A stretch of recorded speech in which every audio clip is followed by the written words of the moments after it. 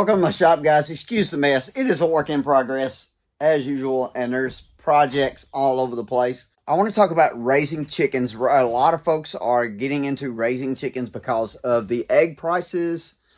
And so we talked, if you've seen my past videos, I've talked about how there's going to be a shortage this year. There is a shortage this year of chicks. People are having a hard time finding chicks, but that means a lot of people are also buying chicks. So I want to do a video to talk about how to raise chicks, what you need as far as equipment, and how to do it cheap. Y'all, I'm the self-proclaimed king of cheap on the homestead. So I'm going to show you how you can do it with the least amount of money possible. Before we get into talking about the specifics of how to raise chicks, let me take a minute to talk about how to buy chicks. So there's a few ways that you can buy chicks. Of course, you can go the mail order route, where you can order your chicks in the mail and they come in the mail to your post office. Or what most people do is go to their local farm supply store and pick up their chicks from there. Your local Tractor Supply, your local Stockdales, whatever you have in your area. Those are the main two ways that you can buy chicks.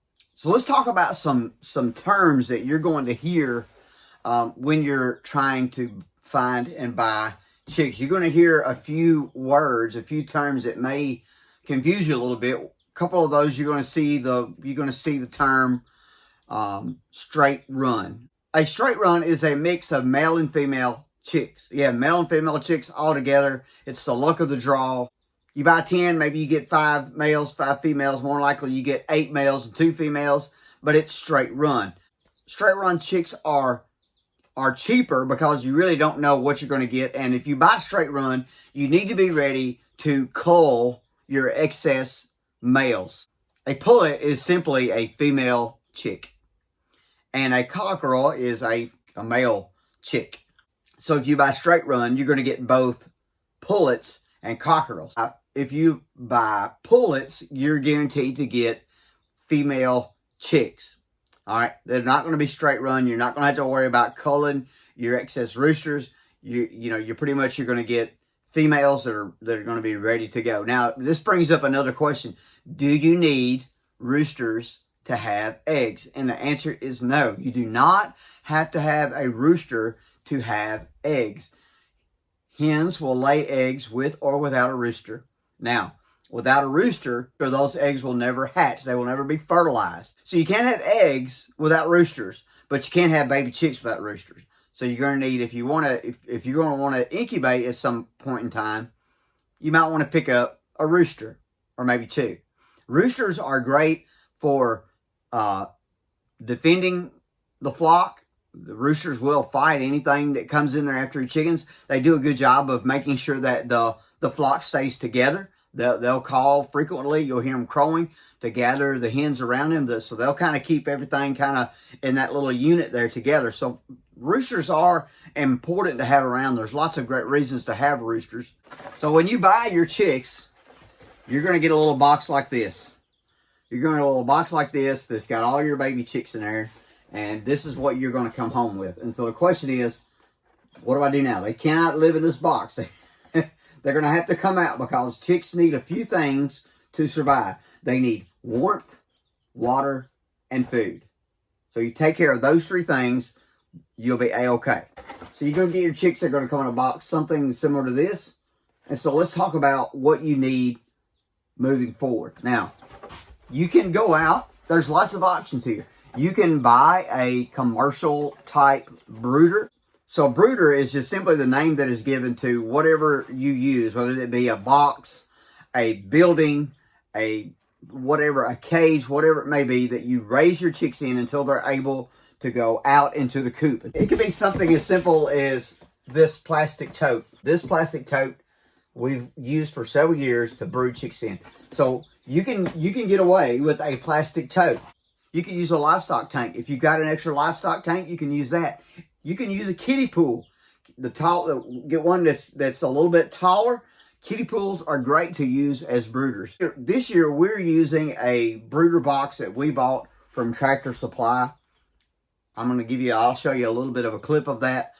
We bought that on clearance. It was half off. It was still expensive. It was $25. It was $50 regular price. I wouldn't recommend it. You could do the same thing with a $10 tote from your local big box store.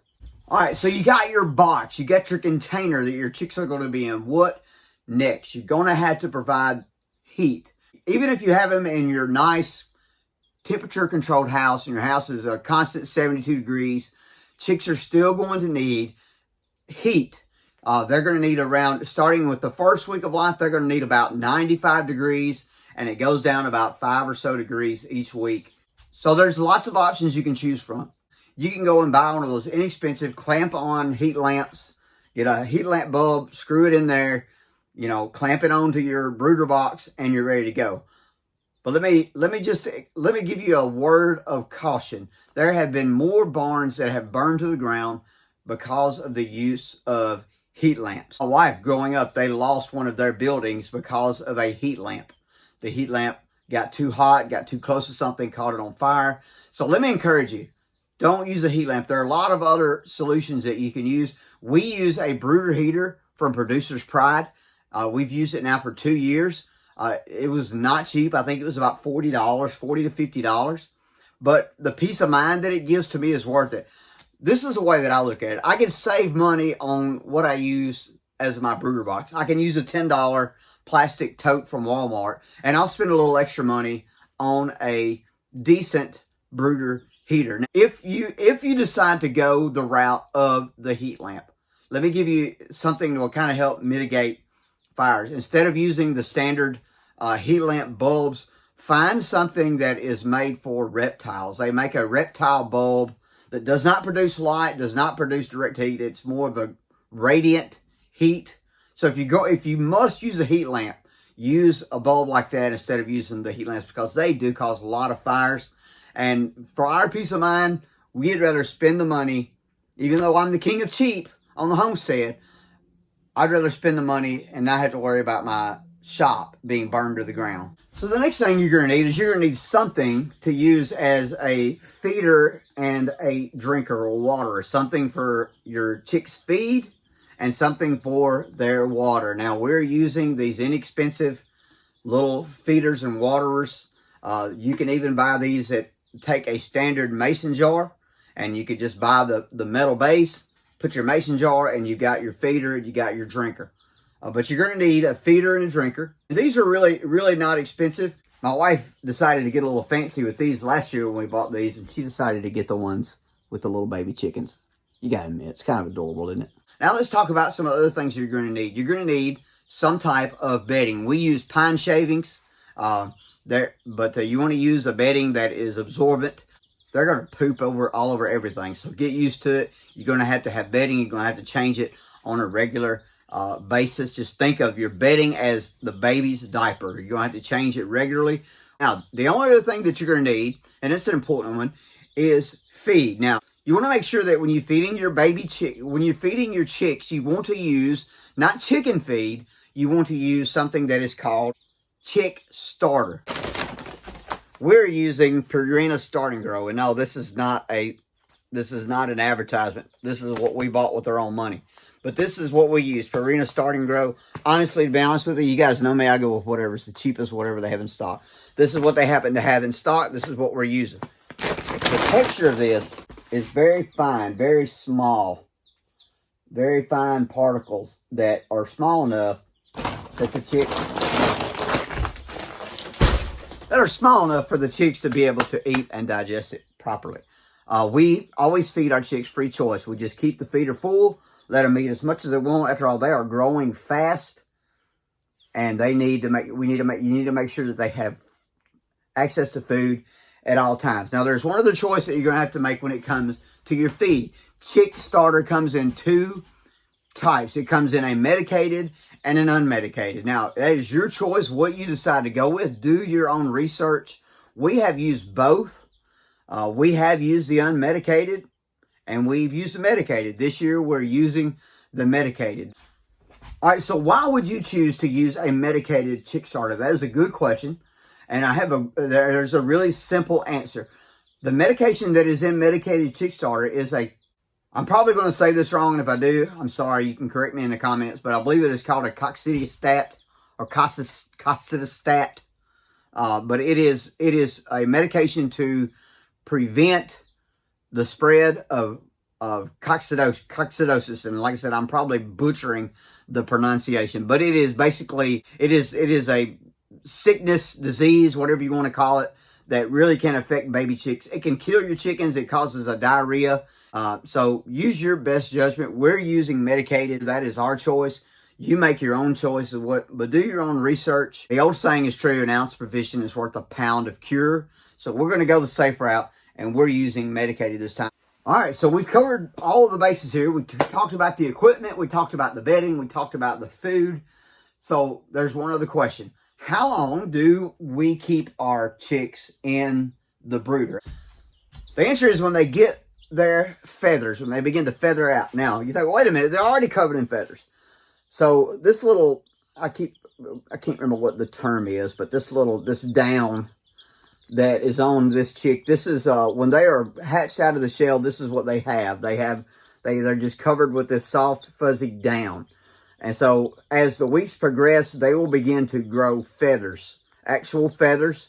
And if you look close enough, you can see this little chick starting to get, see that little feather coming in? Starting to get some feathers there. But you want to keep them in the brooder until they get their feathers, until they're fully feathered, which is about 4 weeks or so. And they will get their feathers, their adult feathers, and they will be ready to go out, and they will be ready to go outside and live outdoors. Yeah, about 4 to 5 weeks, this girl, excuse me, these are all girls. This little girl will be ready to go out into the coop with her rest of her family. Guys, thank you so much for watching this channel. I hope that this encourages you to get started raising chickens. Raising chickens is like the gateway animal. You get chickens, you really get into this lifestyle, and you love having animals around. That's how we started 15 years ago. Thank you guys for watching. If you learned something, or if you got some enjoyment out of this, and if you think we deserve it, give us a like, subscribe to our channel. It's absolutely free. We're almost at 300 subscribers, and we're trying to hit 500. Thank you so much, guys, and I'll see you on the next one.